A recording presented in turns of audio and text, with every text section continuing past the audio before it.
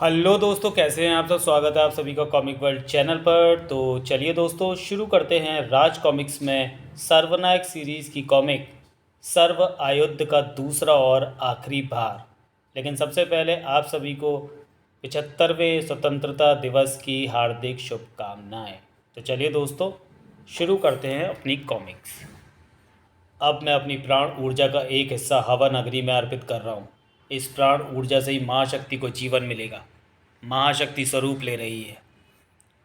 वाकई अगले ही पल हवन कुंड से बाहर आ जानी थी वो महाशक्ति, परंतु अपना संपूर्ण ध्यान महाशक्ति की उत्पत्ति पर केंद्रित किए हुए महर्षि को यह एहसास नहीं हुआ कि उनके आसपास क्या घटित हो रहा है। और जब एहसास हुआ तब तक देर हो चुकी थी। एक अत्यंत विकराल और भयावह यक्ष राक्षस मुंह फाड़े महर्षि को निगल जाने के लिए लपका। यह घटना इतनी अकस्मात घटित हुई कि महर्षि का ध्यान भंग हो गया। क्षण के 100वें हिस्से के लिए महर्षि कश्यप के संपूर्ण अस्तित्व पर भय हावी हो गया। भय के अधिक से उनका शरीर श्वेत श्राप से भीग गया और श्वेत की एक बूंद उस प्राण ऊर्जा के साथ हवन कुंड में जा गिरी जो महाशक्ति को जीवित करने हेतु कश्यप अर्पित कर रहे थे। अगले ही क्षण भय का निदान हो चुका था। चिंतित ना हो पिताश्री, हम आ गए हैं। हमारे पिताश्री की ओर अपनी दृष्टि आपको वक्र नहीं करनी चाहिए थी श्रीमान यक्ष राक्षस। देखिए, मृत्यु ने आपकी ओर अपनी दृष्टि वक्र कर ली। कड़ूम! यक्ष राक्षस वायु विलीन हो गया। अवश्य ही यह भी भ्राता मैं दैत्य का बनाया मायावी प्राणी था। शिरोमणि, तुम यहाँ कैसे पहुँच गए पुत्र? हमें देव ऋषि नारद ने आपके इस प्रायोजन के विषय में अवगत कराया था और किसी अनिष्ट की आशंका व्यक्त की थी। किसी भी अनिष्ट का नाश करने के उद्देश्य से हम आपके पास आ ही रहे थे कि भ्राता मैं दैत्य के ऐसे ही कुछ मायावी यक्ष राक्षसों ने हमारा मार्ग अवरोधन करने का दुस्साहस किया, जिस कारण आने में तनिक विलंब हो गया। ओह, यानी इस यज्ञ और महाशक्ति की उत्पत्ति की भनक असुरों को लग गई थी, इसलिए देव ऋषि नारद ने तुम्हें सूचित किया।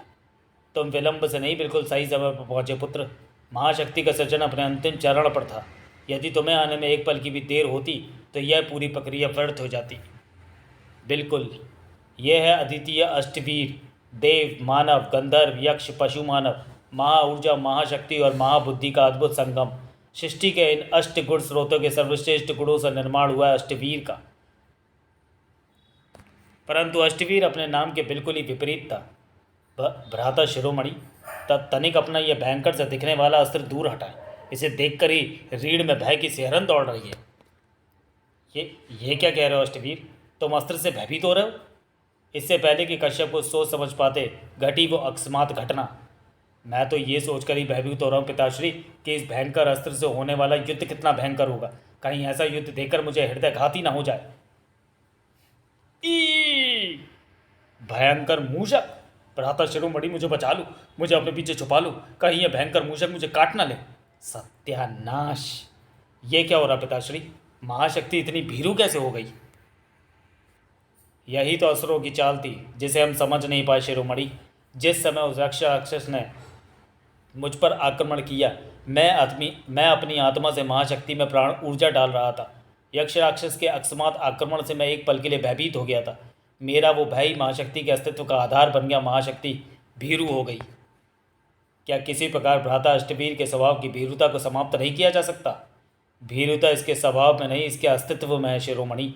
कुछ भी करके अब इसे बदला नहीं जा सकता। अयोग्य अष्टवीर के शरीर से बाहर निकली सप्त शक्तियाँ एक अशक्त, अयोग्य और भीरू के शरीर में हम वास नहीं कर सकते। ये क्या? अष्टवीर के शरीर से सप्त शक्तियाँ निकल रही हैं? ये तो होना ही था। नहीं, मत जाओ मुझे छोड़कर, मुझे और अधिक डर लगेगा। कहाँ जा रही हैं सप्त शक्तियाँ? शक्ति सदैव उसके अधीन रहती है जो पराक्रमी और शूरवीर हो। भीरू और कायर कभी भी शक्तिवान नहीं होते। बंधन से निकली शक्तियाँ अक्सर अनिष्टकारी हाथों की कठपुतली बनती हैं पुत्र। अब इन सप्त शक्तियों पर हमारा कोई वश नहीं है। देखो कौन इनका वहन करता है। मुझे कहीं छुपना होगा, मुझे छुपने के लिए कोई स्थान चाहिए। हम आपको यूं नहीं छोड़ सकते भ्राताश्री, आप हमारे साथ चलिए, हम आपकी सुरक्षा का पूर्ण प्रबंध। नहीं भ्राता शिरोमणि, मेरी भीरुता आपके पिताश्री और देवताओं के लिए दुश्वारियों का कारण बन सकती है। मेरे लिए सबसे बेहतर विकल्प एकांतवासी है। मुझे मेरे हाल पर छोड़ दो। नहीं भ्राताश्री, हम आपको ऐसे असहाय नहीं छोड़ेंगे। इसे छोड़ दो शिरोमणि। ये एकांतवास में ही रहना चाहता है तो इसे ऐसा करने दो। परंतु पिताश्री, विधाता ने इसके लिए भी कुछ ना कुछ अवश्य सोचा होगा पुत्र। दो माताओं के गर्भ से जन्म लेने के बाद भी तुमने अपने जीवन की राह स्वयं चुनी। अपने इस भाई को भी अपने जीवन की राह स्वयं चुनने दो। किसी भी जीवित प्राणी के लिए संसार का सबसे बड़ा भय हो सकता है दुनिया में अकेले रह जाना। संसार के सबसे बड़े भीरु अष्टवीर ने इस भय को आत्मसात करने का दृढ़ निश्चय किया।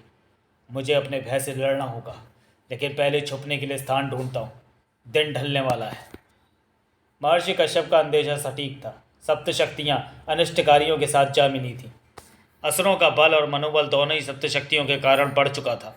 सप्तशक्तियों के उत्पात से देवता भी त्राहिमाम कर रहे थे।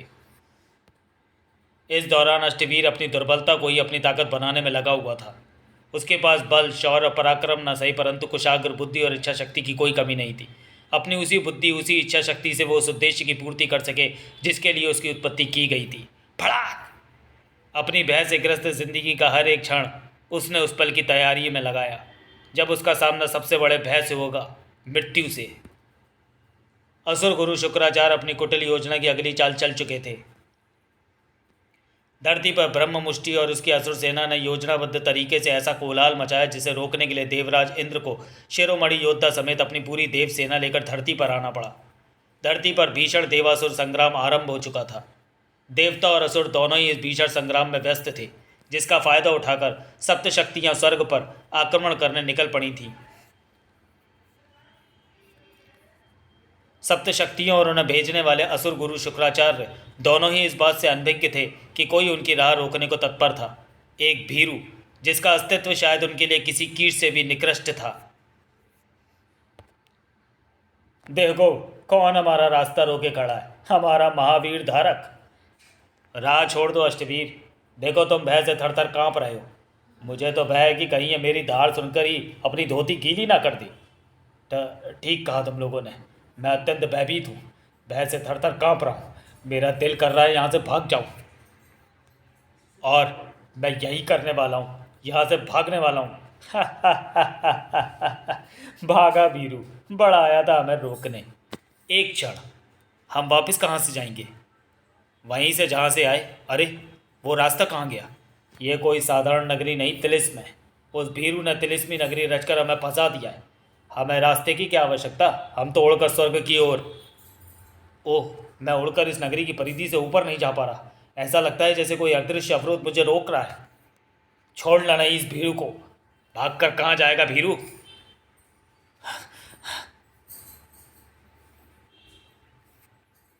एक एक करके सप्तशक्तियाँ उस तिलिस्म में फंसती चली गईं और तिलिस्म ने उनकी सभी शक्तियाँ सोख ली।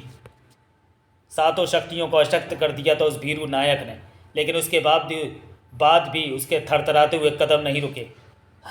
बहुत डर लग रहा है, मुझे भागना होगा। नगरी के केंद्र तक पहुंच चुका था। आखिर क्या करना चाहता था वो? उसका पीछा करते हुए सप्तशक्तियाँ भी उस तक पहुंच चुकी थी। इस भीरू से ऐसे दुस्साहस की उम्मीद नहीं की थी हमने। तेरे बनाए इस नगरी रूपी तिलिस्म ने हम सातों की शक्तियों को सोख लिया है, फिर भी हमारी सम्मिलित शक्ति तेरी ई लीला समाप्त करने के लिए पर्याप्त है। इस तिलिस्म के द्वार खोलकर हमें मुक्त कर दे और हमें स्वर्ग को हमारे अधीन कर लेने दे। हम तेरे प्राण तुझे दान में दे देंगे। मैं भीरू अवश्य हूँ, परंतु भिखारी नहीं। तुम्हारी दी प्राणों की भीख मुझे नहीं चाहिए। वैसे भी जिनकी झोली खुद खाली हो उन्हें दूसरों को भीख देने की बात नहीं करनी चाहिए। क्या तात्पर्य है तेरा भीरू? तात्पर्य यह है कि इस तिलिस्मी नगरी का निर्माण मैंने सिर्फ तुम सातों के लिए नहीं, बल्कि हम आठों के लिए किया था। जानते हो सप्तशक्तियों, इस संसार, इस सृष्टि, इस ब्रह्मांड के समस्त प्राणियों, चाहे वो शूरवीर देवता ही क्यों ना हो, सबसे बड़ा भय कौन सा है? ऐसा भय जिसका सामना श्रेष्ठतम देवता भी नहीं कर सकते। वो भय है अपने सबसे घनिष्ठ प्रियजनों द्वारा विश्वासघात का भय। विश्वासघात का भय मृत्यु के भय से भी अधिक पीड़ादायक होता है मित्रों। मृत्यु तो सिर्फ एक बार ही प्राण हरती है, परंतु यह विश्वासघात का भय पल प्रतिपल इंसान की आत्मा को अंदर से खत्म करता है। मेरा अस्तित्व, मेरे प्रियजन, मेरा संसार, सब कुछ तुम सातों हो। तुम्हारे बिना मैं कुछ नहीं और मेरे बिना तुम साथ कुछ नहीं। तुम्हारे विश्वासघात और तुम्हारे मुझे छोड़कर जाने के भय ने मेरे वजूद को हर पल खत्म किया है। आज मैं इस भय को खत्म कर दूंगा। देवासुर संग्राम समाप्त हो चुका था। असुर सदैव की भांति मैदान छोड़कर भाग चुके थे। महर्षि कश्यप, शिरोमणि व समस्त देवताओं समेत उस स्थान पर पहुंचे जहां उन्होंने अपने भीरू पुत्र को छोड़ा था। अपनी दिव्य दृष्टि से कश्यप को सारा माजरा समझने में समय नहीं लगा। अष्टवीर देवासुर संग्राम समाप्त हो गया है पुत्र। तुमने सिद्ध कर दिया कि तुम भीरू नहीं हो। तुम्हारे भ्राता देवता और शिरोमणि अब सत्य शक्तियों को बंधक बना लेंगे ताकि वह पुनः उत्पात ना कर सके। नहीं पिताश्री, सत्य शक्तियों को मेरे सिवाय और कोई भी नियंत्रित नहीं कर सकता।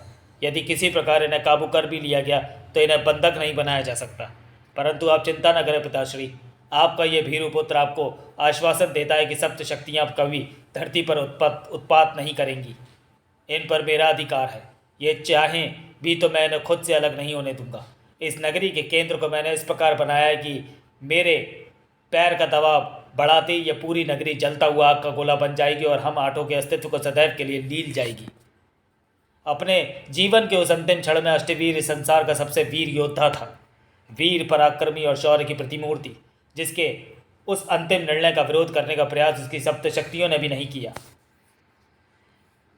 जीवन के उस अंतिम क्षण में उस हारे हुए योद्धा ने अपने भय पर विजय प्राप्त कर ली थी। सप्त शक्तियां उसके शरीर में समाहित हो रही थी। कश्यप अन्य की नजरों ने देखा वह हृदय विदारक दृश्य। उफ भ्राता, पुत्र नहीं, ऐसा क्यों किया पुत्र, ऐसा क्यों किया? 100 वीर पुत्रों से अधिक श्रेष्ठ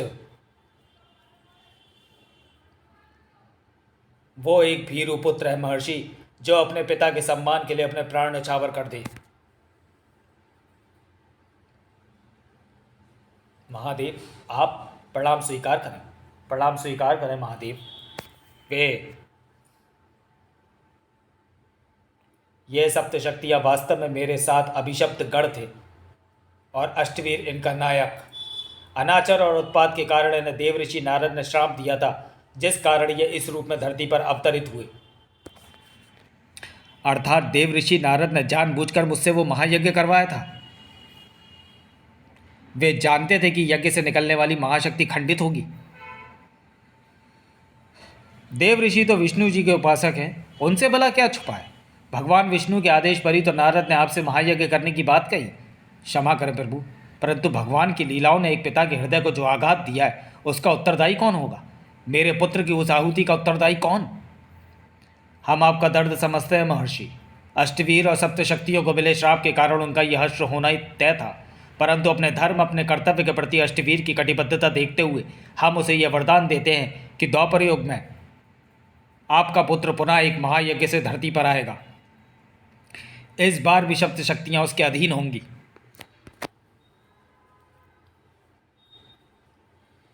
इस नगरी के केंद्र तक पहुंचते ही किसी चलचित्र की भांति मुझे मेरा व सप्त शक्तियों का पुनर्जन्म याद आ गया और साथ ही मुझे यह भी स्पष्ट हो गया कि मस्तिष्क तिलिस्म के बनाए इस तिलिस्म को मुझे कैसे भेदना है। वैसे ही जैसे अष्टवीर ने किया था। तुम मेरा अस्तित्व, मेरी पहचान, मेरा वजूद और सप्त शक्तियाँ हैं तो गोजो है, गोजो है तो सप्त शक्तियाँ हैं। हमें कोई अलग नहीं कर सकता। सप्त शक्तियाँ गोजो के शरीर में समाहित हो रही थी। गोजो स्पर्धा जीत चुका था। देखते ही देखते अवशेष नगरी आग का धधकता गोला बन गई। चारों ओर सिर्फ आग ही आग थी। युगम धरित्रियस्य। गोजो, गोजो, जीत मुबारक हो सप्त शक्ति धारक गोजो। इस स्पर्धा में जीत के साथ ही आपने प्रतियोगिता एक एक से बराबर कर ली है।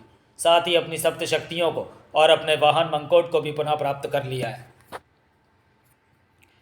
यदि आप यह स्पर्धा हार जाते तो आप सदैव के लिए अपने सप्त शक्तियों से हाथ धो बैठते। यह सप्त शक्तियाँ मेरे अस्तित्व का अभिन्न अंग है युगम। इन्हें मुझसे सिर्फ मृत्यु ही जुदा कर सकती है। अगली स्पर्धा क्या है? अगली स्पर्धा शुरू करने के लिए पहले सुपर कमांडो ध्रुव को यह स्पर्धा खत्म करनी होगी, लेकिन स्पर्धा तो समाप्त हो चुकी है। आपने बेशक अपनी स्पर्धा समाप्त कर ली है, परंतु ध्रुव की अपने भय से जंग अभी भी जारी है। इसे अंजाम तक तो सुपर कमांडो ध्रुव को पहुंचाना ही होगा, चाहे वो अंजाम ध्रुव के डर की हार हो या फिर सुपर कमांडो ध्रुव के अस्तित्व की। वर्टिगो के डर से दिमाग की नसें फट पड़ने को उतारू है। मेरा दिमाग ज़्यादा देर तक ये दबाव बर्दाश्त नहीं कर पाएगा। मुझे जल्दी इससे खुद को निकालने का कोई रास्ता सोचना होगा। क्या हो गया बेटा ध्रुव? कब तक यूं ही विचारों के मझधार में लटकते रहोगे? ये मुझे उकसाने की कोशिश कर रहा है। मुझे इसकी बातों में नहीं आना है। मुझे मस्तिष्क के तिलिस्म को बनाए इस तिलिस्म से निकलने का रास्ता ढूंढना है। मस्तिष्क के तिलिस्म ने यह तिलिस्म खास मेरे डर को ध्यान में रखते हुए बनाया। इसे तोड़ना है तो मुझे अपने डर के कारक को तोड़ना होगा। पर वो क्या है? क्या विदूषक? नहीं, विदूषक तो सिर्फ एक सूत्रधार है। मेरे डर का कारक तो वर्टिगो है। इसे कैसे तोड़? ओह, समझ आ गया। ध्रुव के चेहरे पर डर की जगह दृढ़ता ले रही थी। अपनी सारी इच्छा शक्ति लगा दी थी उस लड़के ने उस अगले कदम के लिए जो वो लेने वाला था। क्या हुआ ध्रुव? मेरे पास आने से डरते हो क्या? चलो कोई बात नहीं, तुम नहीं आते तो मैं ही आता हूँ। क्या हो गया नन्हे ध्रुव? ऊंचाई से डर लग रहा है क्या, या फिर मुझसे? ध्यान रखना कहीं तुम्हारे हाथ से डर के मारे रोप ना छूट जाए। रोप मेरे हाथ से छूटेगी विदूषक, लेकिन डर के मारे नहीं। अपने डर को मारने के लिए छोड़ूंगा मैं ये रोप। ये क्या कर रहा है लड़के? हम दोनों मरेंगे। नहीं विदूषक, सिर्फ मेरा डर मरेगा और तुम मरोगे। नहीं! सुपर कमांडो ध्रुव, सुपर कमांडो ध्रुव। युगम धरित्री यस्य। बधाई हो सुपर कमांडो ध्रुव, आपने मस्तिष्क तिलिस्म को परास्त कर दिया। अफसोस है कि समय रहते ना कर पाया। समय बहुत बड़ा छलावा है मित्र, यह कभी किसी का सगा ना हुआ। समय कभी पक्षपात नहीं करता। आपकी भाषा मैं कहूँ तो फेवरेटिज्म नहीं करता। इसके लिए तो सब एक समान है। ये बात आप पर भी लागू होती है। मैं तो बस समय का प्रतिपालक मात्र हूँ। मुझे पक्ष लेने की स्वतंत्रता कहाँ? आप भी समय जितने ही बड़े छलावा हैं। मैं तो एक निमित्त मात्र हूँ। फिर भी अपने डर पर विजय प्राप्त करने के लिए बधाई स्वीकार कीजिए सुपर कमांडो ध्रुव। धन्यवाद। मेरे साथ साथ ये समस्त ब्रह्मांड ये जानने को उत्सुक है कि ऐसा कैसे किया। जब मस्तिष्क तिलिस्म ने मेरी उन स्मृतियों को याद दिलाया जो हिप्नोटिज्म द्वारा मेरे मस्तिष्क से मिटा दी गई थी, तो शुरू में मुझे लगा कि मेरे डर की वजह विदूषक है। लेकिन विदूषक तो सिर्फ मेरे डर का पूरक था, कारक नहीं। मस्तिष्क तिलिस्म मेरे दिमाग को यह यकीन दिलाने की कोशिश कर रहा था कि विदूषक को खत्म किए बिना मैं उस तिलिस्म से नहीं निकल पाऊंगा। पर जब विदूषक ने स्विंग रोप एक्ट पर मुझे उछाला, तब मुझे समझ आया कि बार बार स्विंग रोप पकड़कर मैं अपने डर का सामना नहीं कर रहा था, बल्कि उसे और बल दे रहा था। वर्टिगो या ऊंचाई के भय से ग्रस्त किसी भी इंसान का सबसे बड़ा डर क्या हो सकता है? ऊंचाई से गिरना। मस्तिष्क तिलिस्म में मेरे साथ वही कर रहा था जो हम अपने आम जीवन में खुद के साथ करते हैं। मैं आपका मतलब नहीं समझा श्रीमान ध्रुव। अपने आम जीवन में भी हम अपने वास्तविक डर का सामना करने से हमेशा बचना चाहते हैं। हम उन चीज़ों को अपने डर का जामा पहनाते हैं जिनसे कि हम निपट सकते हैं और उनमें ही उलझे रहते हैं। इस बात से अनजान कि हम खुद को बुलावा दे सकते हैं, लेकिन अपने उस डर को नहीं जो ऐसा करने से कमज़ोर पड़ने के बजाय और प्रबल और सशक्त होता जाता है। बहुत ही गहन और सटीक अन्वेषण है, लेकिन अफसोस इस सच को समझने में समय अधिक लग गया। सत्य बहुत ही फायदेमंद और कारगर वस्तु है श्रीमान ध्रुव। इसकी प्राप्ति जल्दी हो या देर से, उससे इसके मूल्य पर कोई प्रभाव नहीं पड़ता। यह सदैव एक प्रकार ही मूल्यवान रहता है। एक एक स्पर्धा जीत का सप्त शक्ति धारक गोजो और सुपर कमांडो ध्रुव बराबरी पर है। अब समय हो चुका है अगली स्पर्धा का। अगली स्पर्धा सर्वनायक प्रतियोगिता की सबसे कठिन और सबसे जटिल स्पर्धा है। ऐसी स्पर्धा जो दो दिमाग के खिलाड़ियों के बीच ही हो सकती है। यहाँ आप दोनों की दिमागी क्षमता को उसके चरम पर जाकर काम करना होगा। भूमिका बांधना बंद करो। क्या है अगली स्पर्धा? आप इतने उतावले हैं तो मैं स्वयं आप दोनों को उस स्थान पर ले चलता हूँ जहाँ आपको ये स्पर्धा लड़नी है। दिमाग के खिलाड़ियों, मैं समय प्रतिपालक युगम आपको लेकर चलता हूँ ब्रह्मांड के सबसे जटिल दिमागी खेल में, जिसका नाम है बुद्धिभाषा। ये क्या है? शतरंज की बिसात? ये शतरंज नहीं, पर शतरंज जैसा ही कोई खेल है जिसमें हम दोनों दो खेमों के बादशाहों की जगह खड़े हैं, लेकिन बाकी कोई मोहरे नहीं है। सभी खाने खाली हैं। इस खेल में हमें क्या करना है? बुद्धिभाषा शतरंज नहीं है मित्रों। बुद्धिभाषा दिमाग के महारथियों का खेल है, और इसे खेलने के लिए आपको आवश्यकता होगी इन पासों की। आप दोनों के सामने हवा में एक एक बुद्धिभाषा तैर रहा है। आपको अपने अपने पासे को बारी बारी चलना है, लेकिन ये पासे तो कोरे हैं, इन पर तो गिनती अंकित ही नहीं है। आपको ये पासे अपने सामने नजर आ रहे हैं। आ रहे चौकोर खानों में अपने प्रतिद्वंदी की तरफ फेंकना है। आप किसी भी खाने में पासा फेंक सकते हैं। जिस खाने में आपका बुद्धिभाषा गिरेगा उस खाने में आपका एक मोहरा खड़ा हो जाएगा। इस मोहरे से आप अपने प्रतिद्वंदी पर आक्रमण भी कर सकते हैं और प्रतिद्वंदी के मोहरों के आक्रमण से खुद का बचाव भी कर सकते हैं। ध्यान रखिए, जिस मोहरे का चुनाव आप आक्रमण के लिए करेंगे उसका प्रयोग आप रक्षा के लिए नहीं कर सकते, और जिस मोहरे का चुनाव आप प्रतिरक्षा के लिए करेंगे उसका प्रयोग आप आक्रमण के लिए नहीं कर सकते। आप दोनों एक दूसरे के से सीधे द्वंद्व नहीं कर सकते। आपको आक्रमण और प्रतिरक्षा दोनों ही मोहरों के माध्यम से करना होगा। हमारे ये मोहरे कौन होंगे, इनका चुनाव हम कैसे करेंगे? आपके द्वंद्व हेतु आपके मोहरे होंगे समानांतर ब्रह्मांड के महारथी। समानांतर ब्रह्मांड? आप जिस ब्रह्मांड, जिस आयाम में वास करते हो, उसके अतिरिक्त इस ब्रह्मांड में असंख्य ऐसे ब्रह्मांड हैं, असंख्य ऐसे आयाम हैं जिन पर आप एक दूसरा जीवन जी रहे हैं। श्रीमान ध्रुव, आप तो ऐसे तजुर्बे से दो चार हो चुके हैं जहां आप अलग अलग आयामों में जी रहे अपने अलग अलग रूपों से मिल चुके हैं। हाँ, कुछ ही समय पूर्व जब महानगर और राजनगर के बीच एक पुरातन नगरी के अवशेष समुद्र से निकले थे, तब उससे जुड़ी घटनाओं में कई आयामों के नागराज और मेरे रूप आमने सामने हुए थे। परंतु हम समानांतर ब्रह्मांड के समस्त योद्धाओं और उनकी महाशक्तियों से परिचित नहीं हैं, जिसके आधार पर हम उनका चुनाव अपने बचाव या प्रतिद्वंदी पर प्रहार हेतु करें। चिंतित ना हो सप्तशक्ति धारक, आप दोनों को ही सभी समानांतर ब्रह्मांड पर मौजूद महानायकों और खलनायकों की विस्तृत जानकारी प्रदान की जाएगी। खलनायकों की भी? श्रीमान ध्रुव, मैं आप दोनों को ये बात स्पष्ट कर देना चाहता हूँ कि बुद्धि पासा में आपके द्वारा मोहरों के रूप में प्रयोग किए जाने वाले महानायक या खलनायक वास्तविक न होकर प्रतिरूप मात्र होंगे, जो अपनी शक्तियों के बल पर आपकी रक्षा या आक्रमण करेंगे। इन योद्धाओं की विचारधारा या फिर इनका व्यक्तित्व खेल के अनुरूप ही होगा। अब इन प्रतिरूपों का चुनाव आप कैसे करते हैं और इनकी शक्तियों का इस्तेमाल स्पर्धा को जीतने के लिए किस प्रकार करते हैं, यह सिर्फ और सिर्फ आपके बुद्धि कौशल पर निर्भर करेगा। इस स्पर्धा के विजेता का निर्धारण कैसे होगा? जिस प्रतिभागी के मोहरे दूसरे प्रतिभागी को पहले बंदी बना लेंगे या फिर एक प्रतिद्वंदी को दूसरे के पाले में ढकेलने में सफल हो जाएंगे, वही स्पर्धा का विजेता माना जाएगा। इसके अतिरिक्त स्पर्धा के निर्बाध रूप से संचालन हेतु और प्रतियोगिता में आपके मार्गदर्शन के लिए अवधियाँ उपस्थित रहेगी। आप दोनों को मेरी शुभकामनाएं। स्पर्धा आरंभ की जाए। अपने अपने पासे संभालने वीरों। एक क्षण, हम मोहरों का चयन कैसे करेंगे? आप पासे तो संभालें वीर।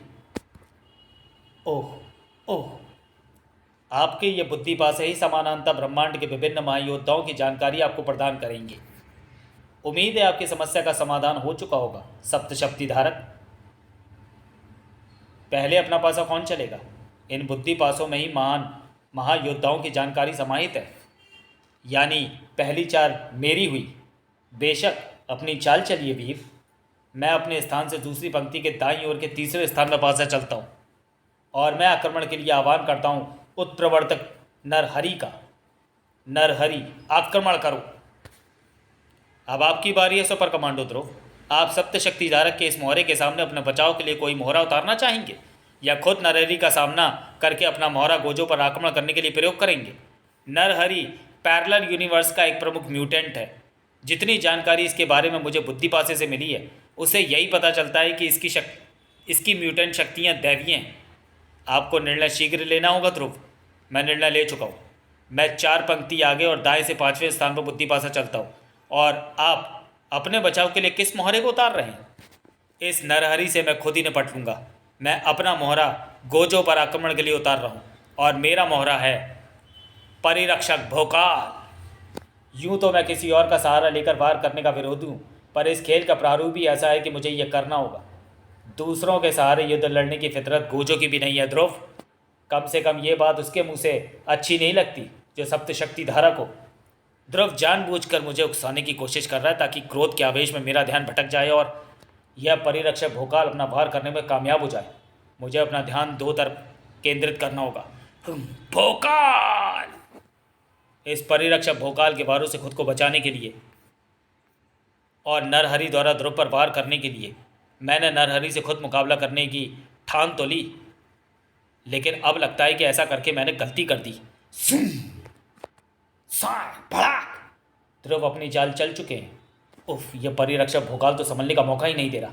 इसकी शक्तियाँ और बल तो अद्भुत है और मुश्किल यह है कि मैं इस स्पर्धा में सप्त शक्तियों का प्रयोग भी नहीं कर सकता। फड़ाक! अब आपकी बारी है गोजो। अपनी बारी चलने का मौका ये परादेवता दे तो मैं चलूं। यह भी स्पर्धा का हिस्सा है श्रीमान। आपके प्रतिद्वंदी द्वारा चले गए मोहरे आपको रोकेंगे ताकि आप अपनी चाल ना चल सके और वे आसानी से आपको परास्त कर दें। जैसे ही आप चाल चल पाने की स्थिति में होंगे, आपका बुद्धि पासा स्वयं आपके हाथों में प्रकट हो जाएगा। इसका अर्थ हुआ कि चाल चलने के लिए पहले परादेवता को परास्त करना होगा। गोजो परिरक्षक का मुकाबला नहीं कर पा रहा है। इस भोकाल की शक्तियाँ हमारे आयाम के भोकाल से काफ़ी अलग हैं, जिन्हें समझने में गोजो को समय लगेगा। और ये समय मुझे उसे नहीं देना है। शक, ये मुझे उस पाले में धकेलने की कोशिश कर रहा है जिसमें ध्रुव खड़ा हुआ था, और उसके एक दो वार भी और लग गए तो ये अपनी कोशिश में कामयाब भी हो जाएगा। ओह, भोकाल से गोजो पर वार करवाने के चक्कर में एक पल के लिए इस नरहरि से ध्यान हटा और इसने मुझे किसी खिलौने की तरह गोजो के पाले की ओर उछाल दिया। मैं इस पाले में गिरा और खेल खत्म। उस एक क्षण के लिए युगम क्षेत्र और नागराज दल कक्ष में सबकी सांसें थमी रह गई थी। क्या सुपर कमांडो ध्रुव ये स्पर्धा हारने वाला था? ध्रुव का हवा में उड़ता शरीर उस पाले से लगभग 2 फुट की दूरी पर था।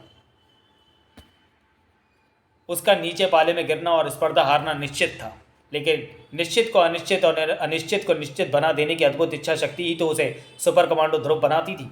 सर्कस के नट की भांति ध्रुव ने अपने गिरते शरीर को गेंद के आकार में समेट लिया।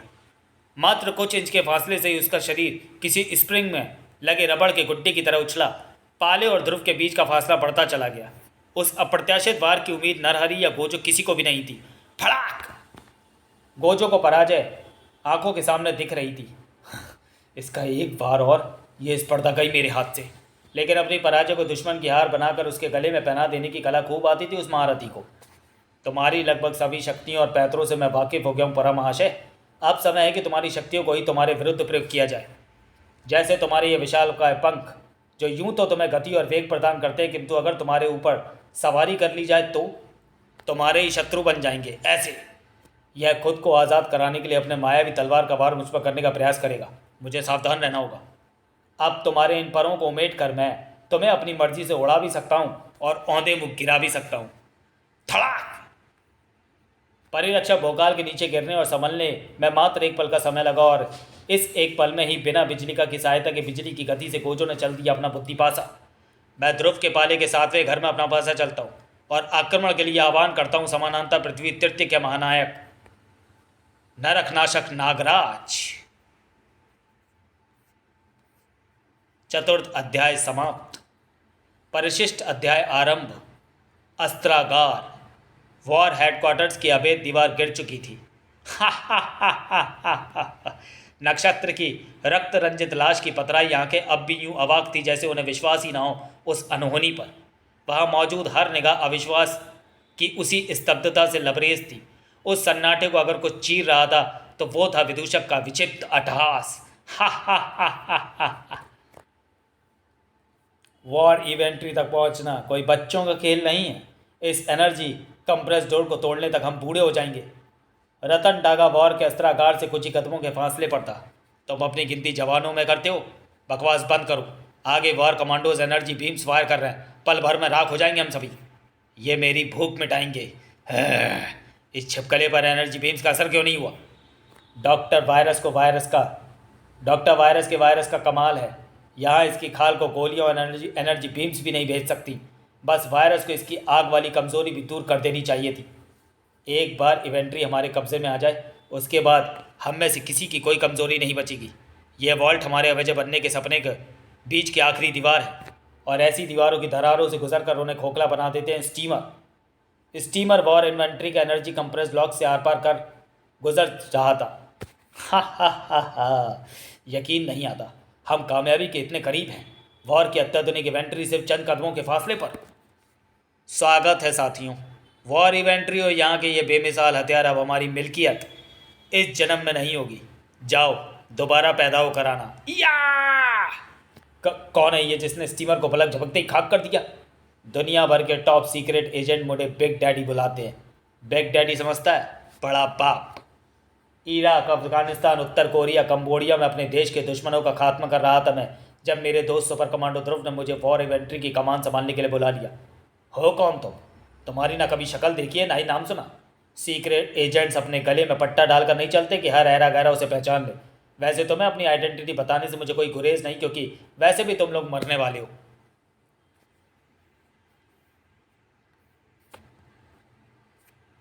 परिशिष्ट अध्याय समाप्त। चतुर्दश खंड समाप्त। कथा जारी है सर्व समर में।